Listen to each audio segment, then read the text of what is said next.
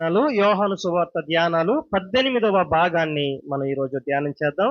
రండి మన వాక్య భాగం చదువుదాం. యోహాను సువార్త మొదటి అధ్యాయము 43వ వచనం నుండి చదువుతాం. మరునాడు ఆయన గలిలయకు వెళ్ళగోరి ఫిలిప్పును కనుకొని నన్ను వెంబడించుమని అతనితో చెప్పెను. ఫిలిప్పు బెత్సయిదవాడు అనగా ఆంద్రేయ, పేతురు అనువారి పట్టణ కాపురస్తుడు. ఫిలిప్పు నతనయేలును కనుకొని ధర్మశాస్త్రములో మోషేయు ప్రవక్తలను ఎవరిని గురించి రాసిరో ఆయనను కనుగొంటిమి. ఆయన యోసేపు కుమారుడైన నజరేయుడగు యేసు అని అతనితో చెప్పారు. అందుకు నతనయేలు, నజరేతులో నుండి మంచిది ఏదైనా రాగలదా అని అతన్ని అడుగగా, వచ్చి చూడమని ఫిలిప్పు అతనితో అనెను. యేసు నతనయేలు తన యొద్దకు వచ్చుడు చూచి, ఇదిగో ఈతడు నిజముగా ఇశ్రాయేలీయుడు, ఇతని యందు ఏ కపటము లేదని అతని గూర్చి చెప్పాను. చాలండి. మనం చదివిన ఈ కొన్ని వచనాలు 43వ వచనం నుండి మనం చదివాం. చూడండి, చాలా క్లియర్గా దేవుడు తన పనిని ప్రారంభించాడు. చాలా క్లియర్గా, చాలా స్పష్టంగా, చాలా స్పీడ్గా కూడా. ఆయన బాప్తిసం తీసుకున్నారు, తరువాత పరిచర్యలోనికి వచ్చారు. పరిచర్యలోనికి రాగానే బాప్తిస్మం ఇచ్చి యోహాను గారి శిష్యులను తీసుకున్నారు. చూసి వారు వెంబడించడం ప్రారంభించారు. ఆంద్రేయ గారు ప్రారంభించారు మొదటిగా ఆయన్ని వెంబడించడం. ఈ ఆంద్రేయ గారు వెళ్ళి పేతురు గారితో చెప్పారు. పేతురు గారు, ఆంద్రేయ గారు దేవుణ్ణి వెంబడించారు. ఆ తరువాత మరునాడు, తరువాత రోజు ఏం జరిగింది? 43వ వచనం. మరునాడు ఆయన గలిలయకు వెళ్ళగోరి. ఏమనుకున్నాడు ఆయన? నేను రేపు గలిలయ ప్రాంతానికి వెళ్ళాలి. మనం అనుకుంటాం కదండి, రేపు పలానా ప్రదేశానికి వెళ్ళాలి, పలానా గ్రామానికి వెళ్ళాలి, పలానా ఊరుకు వెళ్ళాలి, లేకపోతే వాళ్ళని కలాలి, వీళ్ళని కలాలని మొదటిగా అనుకుంటాం కదా. ఆయన అనుకున్నాడట. ఏమనుకున్నారు ఆయన? మరునాడు ఆయన గలిలయకు వెళ్ళగోరి ఫిలిప్పును కనుగొని నన్ను వెంబడించమని ఆయనకి. ఇక్కడ చెప్పబడిన మాట ఏమిటంటే, దేవునికి అనగా యేసు ప్రభువారికి కొన్ని ఆలోచనలు, కొన్ని నిర్దిష్టతలు, కొన్ని తలంపులు, కొన్ని ఉద్దేశాలు ఉన్నాయి. అవి వాటంతటా అవే సమయానుకూలంగా నెరవేరుతూ భూమి మీద పుట్టిన ప్రతి ఒక్కరి ఎడల ఆయనకు కొన్ని ఉద్దేశాలు ఉన్నాయండి. ఈ స్థలమందున్న వారి ప్రతి ఒక్కరి మీద వారికి తరహాలో దేవునికి ప్రణాళిక చేసుకున్నాడు. నీవు అనుకుంటున్నారేమో, ఇక్కడున్న వారు కానీ, ఈ మాటలు వింటున్న వారు కానీ అనుకుంటున్నారేమో, నేను ఎందుకు పనికిరాని వాడను, నన్ను ఎవరు లెక్క చేయట్లేదు, నన్ను ఎవరు ప్రత్యేకంగా చూడట్లేదు, నా మాట అన్న విలువ లేదు, నేనన్న గౌరవం లేదు, నన్ను అందరూ అవహేళన చేస్తున్నారు, అపహాస్యము చేస్తున్నారు, నేను ఎందుకు పనికి వస్తాను, నేను ఎందుకు ఉపయోగపడతాను, నా జీవితం ఎందుకు అని చాలా మంది నిరాశలో, నిస్పృహలో ఉండి వారి బ్రతుకును బట్టి, వారి జీవితాన్ని బట్టి వారు నిరాశపడుతూ ఈ మాటలు పలుకుతూ ఉండొచ్చు. ఈ మాటలు నిరాశపడుతూ పలుకుతూ ఉండే మాటలేమో. నా స్నేహితులారా, నీవు నిరాశపడొద్దు ఈరోజు. ఎందుకు అంటే, నిన్ను నిరాశపరిచేవాడు కాదు దేవుడు. నిన్ను ఎన్నుకున్నవాడు, నీ కోసము ప్రాణము పెట్టినవాడు, నిన్ను కొన్నవాడు, నీవు సేవించే దేవుడు అన్న విషయం మర్చిపోవద్దు. ఆయన ఒక ఉద్దేశము కలిగి ఉన్నాడు. నీ ఎడలవో ప్రణాళిక కలిగి ఉన్నాడు. అందుకే ఇర్మియా గ్రంథకర్త ఇలా రాస్తారు, మొదటి అధ్యాయం 8వ వచనంలో, తల్లి గర్భములో పిండముగా రూపింపబడక మునుపే దేవుడు నిన్ను ఏర్పాటు చేసుకున్నాడు. తల్లి గర్భములో ఉండకనే దేవుడు నీకు తెలుసు. దేవునికి నువ్వు తెలుసు. నీవు ఎలా ఉంటావు, నీ భవిష్యత్తు ఏంటి, నీ జీవితం ఏంటి, నీ దినాలేంటి, నీ బ్రతుకు ఎలా గడుస్తుందో నీకు తెలుసు. మీరు అడుగుతారేమో, బ్రదరు మరి అన్నీ దేవుడికి తెలుసు అన్నప్పుడు ఈ బాధలు ఎందుకు నాకు వచ్చాయి, ఈ కష్టాలు నాకెందుకు వచ్చాయి, ఈ వేదనలు నాకెందుకు వచ్చాయి? వేరే చర్చికి వెళ్తున్నాను కదా, అక్కడ ఓ చెల్లి గుడ్ ఫ్రైడేకి ఓ మాట అన్న, దేవుడికి అన్నీ తెలుసు కదా, అన్నీ తెలుసున్న దేవుడు ఆ ఏదైనా తోటలో ఆ మంచి చెడ్డల వృక్షం పెడితే వీళ్ళు తినేస్తారని తెలుసు కదా దేవుడికి. ఆ తోటలో అన్ని మంచి ఫలాలు చేశాడు దేవుడు, బాగానే ఉంది. ఆ వృక్ష ఫలం ఎందుకు పెట్టాడు? ఆ వృక్ష ఫలమే తీసేస్తే ఇంకా ఈ గొడవ ఉండదు కదా అన్న. ఇంక అంతా కాదు కానీ ఈ అపవాదిని ఎందుకు, అతని మనసు మార్చేవాడు దేవుడు అని వాక్యంలో ఉంది కదా, అపవాది మనసు మార్చేచ్చు కదా, అపవాదిని మంచిగా చేసేస్తే ఈ బాధలే ఉండవు కదా అని ఓ చెల్లి అడుగుతుంది. ఆశ్చర్యం అనిపించింది పక్కన ఉన్న వారందరికీ చెప్పినప్పుడు. దేవునికి నీ మీద కొన్ని ఉద్దేశాలు ఉన్నాయి, కానీ దేవుడు నిన్ను రోబోగో చేయలేడు. నిన్ను ఓ యంత్రంగా చేస్తే నీవు ఎలా ఉండమంటే అలా ఉంటది. ఓ వాషింగ్ మిషన్ తీసుకుంటే నీవు బటన్ ఆన్ చేస్తే ఆన్ అవుతుంది, బటన్ ఆఫ్ చేస్తే ఆఫ్ అయిపోతుంది. దానివల్ల ఓ గ్రైండర్ కానీ మిక్సీ కానీ తీసుకోండి, నీవు ఆన్ చేస్తేనే తిరుగుతుంది, ఆఫ్ చేస్తే అలా ఉంటది. దేవుడు నిన్ను ఓ రోబోగా చేయలేదు, ఓ యంత్రంగా చేయలేదు, నిన్ను ఓ మనిషిగా చేశాడు. ఆయన కళా చేశాడు, ఆయన స్వరూపముగా నిన్ను చేశాడు. నీకు స్వేచ్ఛనివ్వాలి. ఆ పాపము ఎందుకు ఉంచాడు అంటే నీవు స్వేచ్ఛానుసారుడివి. నీ ఆలోచనలు బట్టి, నీ ఉద్దేశాన్ని బట్టి వెళ్ళాలి తప్ప నువ్వు ఇలా ఉండు ఇలా ఉండని నిర్దిష్టతలు పెట్టలేదు. నువ్వు ఇలాగే చేయాలని లేదు. ఇది మంచి, ఇది చెడు. మంచి చేస్తావా నీకు మేలు కలుగుతుంది, చెడు చేస్తావా నీకు కీడు కలుగుతుంది. మంచైనా చెడైనా నీ ముందుంది. నీ ముందు మంచి మార్గం ఉంది, చెడ్డ మార్గం ఉంది. మంచి మార్గములో ప్రయాణం చేస్తావా స్వర్గానికి వెళ్తావు, చెడ్డ మార్గంలో ప్రయాణం చేస్తావా నరకానికి పోతావు. నీ ముందున్న మార్గాలను బట్టి నువ్వు వెళ్ళు అని ఆయన చెబుతాడు. ఆయన అపవాది మనుషులను దేవుడు పాపాన్ని తీసివేయడానికి శక్తివంతుడు. కానీ అక్కడ నీవు బ్రతికి నీవు దేవునికి ఎలా బ్రతుకుతావో, ఆయనకు మహిమకరంగా ఎలా జీవిస్తావో ఆయనకు తెలియాలి అంటే నీ స్వతహాగా నీవు ఎలా బ్రతుకుతావో నీకు తెలియాలి. ఆయనను సేవిస్తూ బ్రతుకుతావా లేక ఆయనను తృణీకరించి బ్రతుకుతావా? దేవునికి ఓ ఉద్దేశం ఉంది, ఓ ప్రణాళిక ఉంది. ఆ ప్రణాళిక నెరవేర్చడానికి ఆయన నీ దగ్గరకు వచ్చినప్పుడు ఆయనను నీవు స్వీకరిస్తావా, ఆయనను తృణీకరిస్తావా? ఇక్కడ జరిగిన సంఘటన ఏమిటంటే యేసు గలిలయాకు వెళ్ళాలనుకున్నారు. ఆయన వెళ్ళాలనుకున్నారు ఓ ఉద్దేశముతో. ఆ ఉద్దేశంతోనే వెళ్ళాడు. దేవుడు నీ దగ్గరకు ఓ ఉద్దేశముతో వచ్చాడు. ఆ ఉద్దేశముతోనే నీకు రక్షణ భాగ్యం ఇచ్చారు. ఆ ఉద్దేశము నీకు తెలుసా? దేవుడు వచ్చిన ఉద్దేశము నీకు తెలుసా? దేవుడు వచ్చిన ప్రణాళిక ఏంటో నీకు తెలుసా? నా స్నేహితులారా, ఆయన ఉద్దేశము లేకుండా ఈ రోజు మనం ఈ స్థలంలో లేమండి. ఆయనకు ఉద్దేశం ఉంది, ఇక్కడ సమకూర్చాడు ఆయన. ఆయన ఉద్దేశాన్ని బట్టి నీవు ఉండగలిగితే ఆయన ప్రణాళికలు నీ మీద అధికమవుతాయి.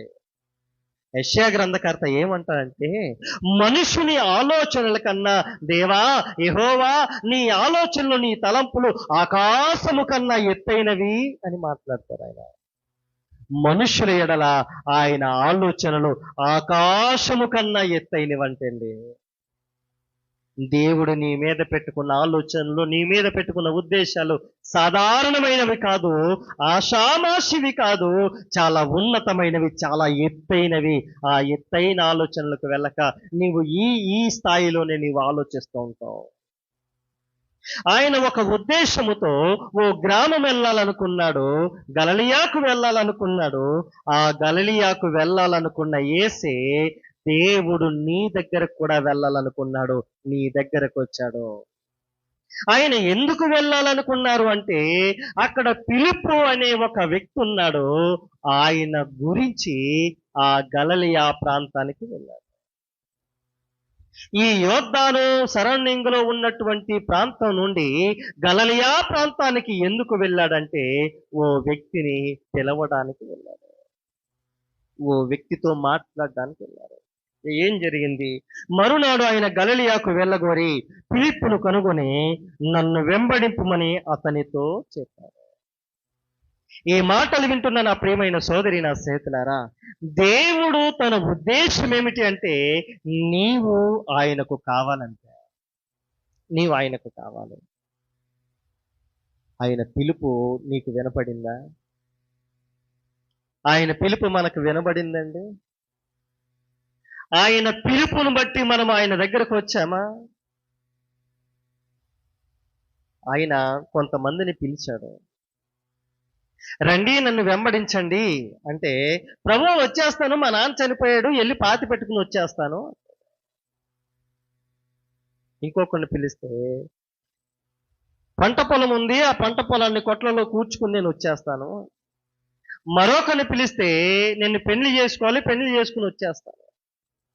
మరొకరిని పిలిస్తే మరొక చాకు. దేవుడు అనేక మందిని పిలుస్తున్నారు. ఆయన పిలుపుకు సెవియొగ్గి ఆయన దగ్గరకు వస్తే ఓ అద్భుతమైన కార్యం మన జీవితంలో జరుగుతుంది. పిలుపును దేవుడు కనుగొన్నాడు. ఆ దేవుడు వచ్చి పిలుపుతో ఇలా మాట్లాడుతున్నారు. పిలుపు నన్ను వెంబడించు అనగానే మరో మాట మాట్లాడకుండా పిలుపు ఆయనను వెంబడించారు. మరో మాట లేదు, మరో మాట లేదండి, ఆయనను వెంబడించారు. నా స్నేహితులారా, ఎందుకు ఏమిటి అడగకుండా ఆయనను వెంబడించగలుగుతున్నావా? ఇప్పుడు క్రైస్తవుల పరిస్థితి ఏమైందంటే, నేను యేసు ప్రభువుని నమ్ముకుంటే నాకేం వస్తుంది, యేసు ప్రభు దగ్గరకు వస్తే నాకేమిస్తాడు, ఇదే. యేసు దగ్గరకు వచ్చిన వారందరూ కూడా ఇదే ఆలోచనలతో ఉన్నారు. ఇదే ఆలోచనలతో ఉన్నారు. ఆయన అడుగుతాడు, నేను నీకు పరలోకాన్ని ఇస్తాను, నీ హృదయములో స్థానం ఇస్తావా అని అడుగుతున్నాడు. నీ ఆస్తిపాస్తులు ఇస్తావా అని ఆయన అడగట్లేదు, నీ హృదయములో స్థానం ఇస్తావా అని అడుగుతున్నాడు. మనం ఆయన హృదయంలో స్థానం ఇస్తున్నాం. మన హృదయములో ఆయనకు స్థానం ఉందా? ఆలోచించాలి. మన హృదయములో స్థానము లేకుండా ఉంటే ఆయన మనం చూసి మన గురించి ఆయన చేసిన త్యాగాన్ని బట్టి ఆయన బాధపడుతుంటాడేమో. పిలుపును చూశారట, కనుగొన్నంట, ఆయన వెంబడించమన్నారట. వెంబడించి ఆయన పిలిచిన పిలుపు చాలా గొప్పది, శిష్యునిగా మారడానికి. ఈ పిలుపులో, ఈ పిలుపు గారిలో కొన్ని విషయాలు ఉన్నాయి, కొన్ని సంఘటనలు ఉన్నాయి. వాటిని త్వరగా క్లుప్తంగా చెప్తాను. పిలుపు గారిని దేవుడు పిలవగానే ఆయన ఎక్కడికి వెళ్ళారంటే నతానియేలు అనే ఒక వ్యక్తి దగ్గరికి వెళ్ళారు. చూడండి 45వ వచనం. పిలుపు నతనియేలును కనుగొని, ధర్మశాస్త్రములో మోషేయు ప్రవక్తలు ఎవని గురించి రాసిరో ఆయనను కనుగొంటిమి, ఆయన యోసేపు కుమారుడైన నజరేయుడగు యేసు అని అతనితో చెప్పారు. ఈ నతనియేలు గారు ఏం చేస్తున్నారంటే సువార్త చేయడానికి వెళ్ళిపోయారు. ఎందుకు వెళ్ళారు? ఈయన యేసు ప్రభు పిలగానే ఎందుకు సువార్త చేయడానికి వెళ్ళారు? ఏమన్నా ఒక మాట చెప్తారా? నా మాట మీకు అర్థమవుతుందా? యేసు ప్రభు వారు ఈ పిలుపు గారిని పిలవగానే పిలిచి ఆయన వెంబడించారు. యేసు ప్రభు వారిని వెంబడించారు ఈ పిలుపు గారు. వెంబడించిన తరువాత ఈ పిలుపు గారు చేసిన మొట్టమొదటి పని ఏమిటి? సువార్త చేయడానికి వెళ్ళారు. ఎందుకు వెళ్ళారంటారు? ముందు రక్షింపబడ్డారు కదా. ఎవరు? ఆంద్రే, పేతురు గారి దగ్గరికి వెళ్ళి వెంటనే సువార్త చేశారు కదా. మరి పిలుపు గారు మరి సువార్త చేశారు. ఈ పిలుపు కూడా ఎవరు ఊడివారు? కింద చూడండి 44 వచ్చిన. పిలుపు బెత్సయిదా వాడు, అనగా ఆంద్రేయ, పేతురు అనబడిన ఆ పట్టణ కాపురస్తుడు. మరి ఆంధ్రేయ గారు చేసిన పనేంటి? ఆయన యేసుని వెంబడించమని చెప్పగానే ఆయన్ని వెంబడిస్తూ పరుగు పరుగున వెళ్ళి వాళ్ళ అన్న దగ్గరికి వెళ్ళి, అన్నయ్య మేము మెస్సియాని కనుగొన్నాం, నీకు తెలుసా ఈ విషయం అని చెప్పి పేతురు గారికి చెప్పి పేతురు గారిని కూడా తీసుకుని వచ్చి, మరి ఇప్పుడు ఆంధ్రేయ గారు యేసును వెంబడిస్తున్నటువంటి ఆయన వెంటనే సువార్త చేశారు కదా, నేనెందుకు సువార్త చేయకూడదు? ఎంత తృష్ణండి ఈయనకి! ఈ పిలుపు గారికి ఎంత ఆశ! ఆ ఆంధ్రేయ గారు సువార్త చేశారని చెప్పి ఈయన కూడా నతనియేలు అనే ఫ్రెండ్ ఇతనికి ఉన్నారు. ఎవరికి? ఈ పిలుపు గారికి నతనియేలు అనే స్నేహితుడు ఉన్నాడు. ఈ నతనియేలు గారి దగ్గరికి వెళ్ళిపోయి మాట్లాడుతున్నాడు. మోషే గ్రంథములో ఉంది కదా, ఆ ఎవరి గురించి రాయబడ్డాడో ఆయన్ను మేము కనుగొన్నాం. ప్రవక్తలు ఎవరి గురించి చెప్పారో ఆయనను మేము కనుగొన్నాం. ఎవరు అనుకుంటున్నాం? ఈయన నజరేతులో ఉన్నారు కదా యోసేపు అనే వ్యక్తి, అతని కుమారుడు. ఈయనకు సువార్త చేయడం రాలేదు అసలు. ఫిలిప్ గారికి సువార్త చేయడం రాలేదు. కానీ సువార్త చేయాలన్న తృష్ణ ఉంది చూసారా, అది గొప్పదే. చాలా మంది అనుకుంటారు, నేను సువార్త చేయలేను కదా, నాకు మాట్లాడడం రాదు కదా, నేను ఏం చేయగలుగుతాను, ఎలా నేను సువార్త చేయగలుగుతాను అని చాలా మంది మదన పడుతుంటారు. చాలా మంది దిగులు పడుతుంటారు. నేను ఏం చెప్పను, యేసు ప్రభు కోసం ఏం చెప్పనంటే, ఆయన ఎలాంటి వారో నీవు రుచి చూసావు కదా, దానినే చెప్పండి చాలు. ఆయన ఎలాంటి కార్యాలు మీ జీవితంలో చేశారో మీకు తెలుసు కదా, వాటినే చెప్పండి చాలు. ఈ ఫిలిప్ గారు ఆ ఆంద్రేయ గారిలాగా గొప్పగా సువార్త చేయలేకపోవచ్చు, కానీ సువార్త చేయాలన్న తృష్ణ ఉంది చూసారా, భలే అనిపించిందండి. నజరేయుడైనటువంటి యేసు ఆ యోసేపు కుమారుడని ఆయన చెప్పకుండా ఉండాల్సింది. ఎందుకంటే నజరేతు అనే గ్రామం గురించి చరిత్ర గాని లేకపోతే అక్కడ ఉన్నటువంటి పరిస్థితి ఏమిటంటే, నజరేతు నుండి మంచిదేది రాదు, ఇది వాస్తవం. నజరేతులో నుండి మంచిదేది రాదు, ఇది ఆలోచిస్తూనే యోసేపు కుమారుడా అని ఒక మనుష్యుని కుమారుడిగా ఆయన గురించి ఆంద్రేయ గారు ఏమన్నారో తెలుసా? మేము మెస్సియాను కనుగొన్నామన్నయ్య అని చెప్పారు. చూడండి పైన వచ్చిన 40 వచనం ఏంటి, 41 వచనం. ఈతడు మొదట తన సహోదరుడైన సీమోను చూచి మేము మెస్సియాను కనుగొంటామని చెప్పారు. ఎందుకంటే ఇశ్రాయేలీల ప్రజలకు పదే పదే పదే పదే చెప్పబడిన మాట ఏమిటంటే, కష్టాల నుండి, బాధల నుండి, వేదల నుండి, శోధల నుండి తప్పించే మెస్సియా రాబోతున్నాడని ఇప్పటికీ కొంతమంది యూదా ప్రజలు ఎదురు చూస్తూనే ఉన్నారు. ఈ ఆంద్రేయ వెళ్ళి పేతురు గారితో చెప్పారు, అన్నయ్య మేము మెస్సియాను కనుగొన్నాము.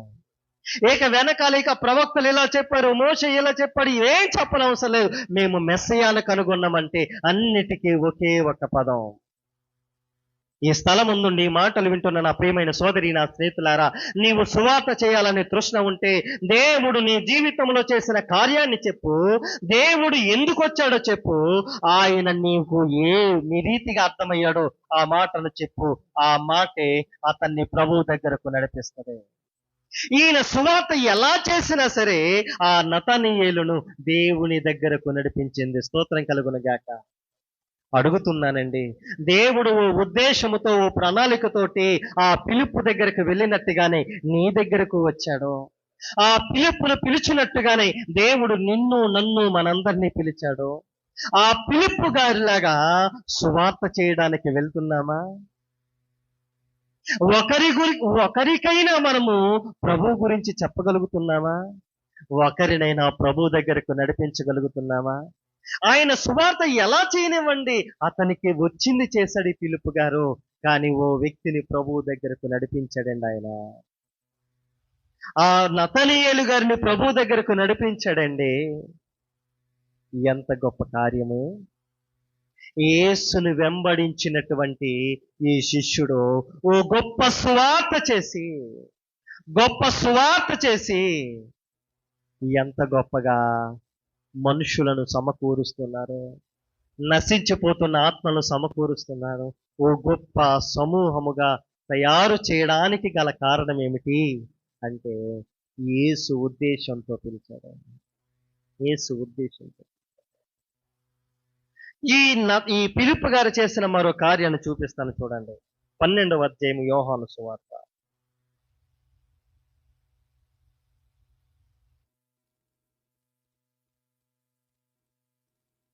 చూడండి 12వ అధ్యాయం 21, 22 వచనం చదువుతాను. ఉమ్, ఉమ్. వారు గలిలయలోని బెత్సయిదా వాడైన ఫిలిప్పునొద్దకు వచ్చి, అయ్యా, మేము యేసును చూడగోరుచున్నామని అతనితో చెప్పగా, ఫిలిప్పు వచ్చి ఆంధ్రయ్యతో చెప్పాను. ఆంధ్రయ్య ఫిలిప్పును వచ్చి యేసుతో మాట్లాడు. ఇక్కడ ఏం జరిగిందంటే, తమ గ్రామస్తులందరికీ యేసును పరిచయం చేసేసారు. ఒక్కరికి చేశారు మొదట. ఆ ఒక్కడికి చేసి ఊరుకోలేదు. తన గ్రామమంతా రక్షింపబడాలి, యేసు దగ్గరకు రావాలి అని చెప్పి ఈ బెత్సయిదా వాడైనటువంటి ఫిలిప్పు ఆ గలిలయ ప్రాంతమంతటి ప్రజలందరినీ యేసు దగ్గరకు వచ్చేస్తే, యేసు గురించి చెబితే ఆ గ్రామమంతా వచ్చి ఫిలిప్పుని అడుగుతున్నారంట, ఫిలిప్పు యేసుతో ఒకసారి మాట్లాడాలనుంది, యేసుతో ఒకసారి పరిచయం చేయవా నాకు? నేను నీ ఊరి వాడనే కదా, నీ గ్రామస్తు వాడనే కదా, నేను తెలుసు కదా ఫిలిప్పు నీకు, ఒకసారి యేసుతో మాట్లాడాలి, కుదరదా? నా స్నేహితులారా, అడుగుతున్నాను, ఈ ఉదయకాలమున మనల్ని గురించి ఒక్కరైనా అలా చెప్పగలుగుతారా? నీ దగ్గరకు వచ్చి, యేసు ప్రభు నీకు బాగా తెలుసు కదా, నా గురించి చెప్పవా అని నిన్ను అడుగుతున్నారా? యేసుతో నీవు ఎక్కువ మాట్లాడతావు కదా, యేసు ప్రభు కూడా నీతో ఎక్కువ మాట్లాడతారు కదా, ఎక్కువ మీరు ప్రార్థనలోను, ఎక్కువ మీరు దేవునితో ఉంటారు కదా, నాకు ఈ కష్టం ఉంది, ఓసారి యేసు ప్రభుతో మాట్లాడవా, నా గురించి చెప్పవా? మనలో ఎవరైనా అడుగుతున్నారా? అడుగుతున్నానండి. సిగ్గు రావాలి నిజంగా. ఈ ఫిలిప్పు గారిని చూసి సిగ్గు తెచ్చుకోవాలి మనం. సంవత్సరాలైతే వెనకున్నాయి ప్రభుని నమ్మి, సంవత్సరాలైతే దొరికిపోతున్నాయి మన వెనకాల, కానీ ఎందుకో ఒకరికి కూడా సువార్త చెప్పలేకపోతున్నాం. ఒకరైనా మన దగ్గరకు వచ్చి, ప్రభువా, వాళ్ళు ఇలా ఉన్నారు, వాళ్ళు మీరు కావాలంట, వాళ్ళ దగ్గరికి వెళ్ళవా, వాళ్ళని ఒకసారి దర్శించవా, మీతో మాట్లాడాలంటున్నారు వాళ్ళు, మీరు మాట్లాడితే కుటుంబం అంతా రక్షింపబడుతుంది ప్రభువా, వారి జీవితంలో ఈ కార్యం చేస్తే కుటుంబం అంతా రక్షింపబడుతుంది ప్రభు అని ఒక్క కుటుంబం గురించి అయినా మనం ప్రభుతో చెబుతున్నామా? నశించబోతున్న తోబుట్టువులు ఉన్నారు, లోకం అంటూ తిరిగేవారు ఉన్నారు, వారి గురించి అయినా ఒకరికైనా మనం చెప్పగలుగుతున్నామా? ఈ బెత్సయిదా వాడైనటువంటి ఫిలిప్పు గారు తన గ్రామం అంతటికి ప్రభు కోసం చెప్పేస్తే, ఆ గ్రామం అంతా ఫిలిప్పు గారి దగ్గరికి వచ్చి, ఫిలిప్పు యేసు ప్రభుతో ఒకసారి మాట్లాడాలి, నేను రికమెండ్ చేయమంటున్నాడు, రికమెండ్ కావాలంటున్నారు. గ్రామం అంతా వచ్చి, నీవు నేను మనము కొంతమంది అన్యులకైనా, ప్రభుని ఎరగని వారికైనా, బాధల్లో కష్టాల్లో ఇరుకులు ఇబ్బందుల్లో ఉన్న వారికైనా యేసు ప్రభువుకి మనము చాలా దగ్గరగా ఉంటామని తెలిస్తే వాళ్ళు మన దగ్గరకు వచ్చి ప్రభువుని అడుగుతున్నారా? ప్రభుతో మాట్లాడగలుగుతున్నారా? ప్రభువు గురించి మనం చెప్పి ప్రభువుతో వారి గురించి మనం చెప్పగలుగుతున్నామా?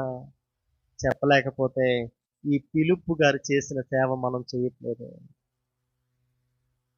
మొదటిగా ఆయన ప్రభువు గురించి చెప్పాల్సిన రీతిగా చెప్పలేకపోయారేమో, కానీ తరువాత గ్రామమంతటికి సువార్త చేసింది ఫిలిప్పు గారు. ఈ మాటలు వింటున్న నా ప్రియమైన సోదరి, నా స్నేహితులారా, బ్రతికిన బ్రతుకుకి ఓ నిర్వచనం ఉండాలంటే దేవుని ముందు నిందితులుగా తలదించుకునే వారిగా మనం ఉండకూడదు. దేవుడు నీకిచ్చిన రక్షణ, దేవుడు నీకిచ్చిన ఆనందము, నీకిచ్చిన గొప్ప భాగ్యము పొందని వారు కోట్ల కొలదిగా ఉన్నారు.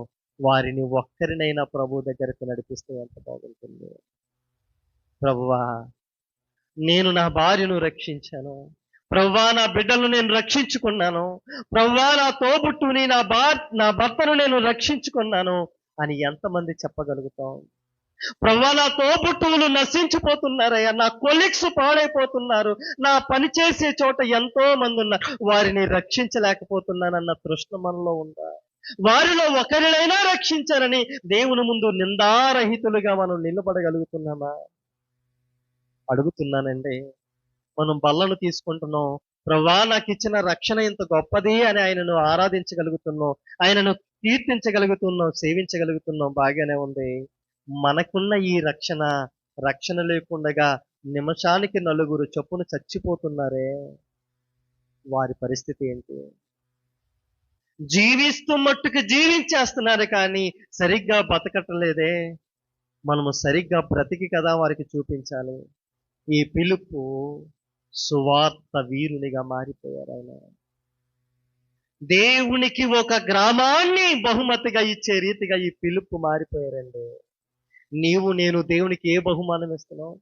ప్రభువా, నీవు నాకు ఎంత గొప్ప భాగ్యము, ఎంత గొప్ప బహుమానం ఇచ్చావు, ఎంత గొప్ప రక్షణ ఇచ్చావు, అంత గొప్ప పరలోకాన్ని ఇచ్చావు, నీకు వందనాలు ప్రభు అని చెబుతున్నావు. సరే, ఆ దేవుని ముందు నిలబడిన తరువాత, ప్రభువా, నీవు నాకెంత గొప్ప రక్షణ ఇచ్చావు కదా, ఎంత గొప్ప బహుమానం ఇచ్చావు కదా, నీకు ఓ బహుమానం తీసుకొచ్చాను ప్రభువా, ఇదిగో ప్రభువా నీకు ఇచ్చే బహుమానం అని ఓ గ్రామాన్ని ఇవ్వగలుగుతున్నామా?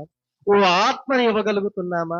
నశించిపోయే ఓ ఆత్మను తీసుకుని వచ్చి ప్రభువా నీకు ఇచ్చే బహుమానం ఇదని దోచిట్లో పెట్టి మనం ఇవ్వగలుగుతున్నామా దేవునికి? ఎందుకు వచ్చిందో మన క్రైస్తవ జీవితం? సరిగ్గా బ్రతకలేము, దేవునికి మాట ఇవ్వలేము, దేవుని వాక్యానుసారంగా బ్రతకలేము, సాగిపోతుంది. అందరూ బ్రతుకుతున్నారు, మనం బ్రతికేస్తున్నాం, మాదిరి లేకుండా బ్రతికేస్తున్నాం. క్రీస్తు తన అడుగు జాడల యందు మనమందరం నడవాలని మాదిరి ఉంచిపోయాడట. రాగానే నాకు ఈ మాటే గుర్తొస్తుంది, ఎదురుగా కనబడుతుంది, మనసంతా తొలిచేస్తుంది. ఆయన మాదిరి ఉంచిపోయాడండి. మనము వెళ్ళిపోతాము, ఈ రోజు కాతే రేపన్న కాలగర్భంలో కలిసిపోతాము. మన వెనకొచ్చే వారికి ఏం చెబుతాం? నేను చెప్పగలుగుతానా నా కుమారుడు నా గురించి చెప్పగలుగుతాడా మా డాడీని చూసి నేను నేర్చుకున్నానని? మన పిల్లలు చెప్పగలుగుతారా? మనల్ని చూసి ఎవరైనా చెప్పగలుగుతారా? మా మమ్మీలా ఉంటే చాలు, మా డాడీలా ఉంటే చాలు, మా డాడీలో నేను పరిచర్య చేయాలి, కొంతమంది నేను దేవుని కోసం రక్షించాలని ఎవరైనా అనుకుంటారా? ఏంటో మన జీవితం, ఏంటో మన బ్రతుకులు ఆలోచించాలి. పిలుపు గారు దేవుడు పిలిచిన పిలుపుకు లోబడి ఆ ఉద్దేశాన్ని గుర్తెరిగి ఆయన అనుసరిస్తూ వెంబడిస్తూ ఆయనకు నతనయేలునిచ్చారు, ఆయనకు ఆ గలిలయ ప్రాంతమంతటిని బహుమతిగా ఇచ్చారు. మనము ఆయనకిచ్చే బహుమతి ఏంటో ఆలోచించండి. మోకరించండి, ప్రార్థన చేయండి.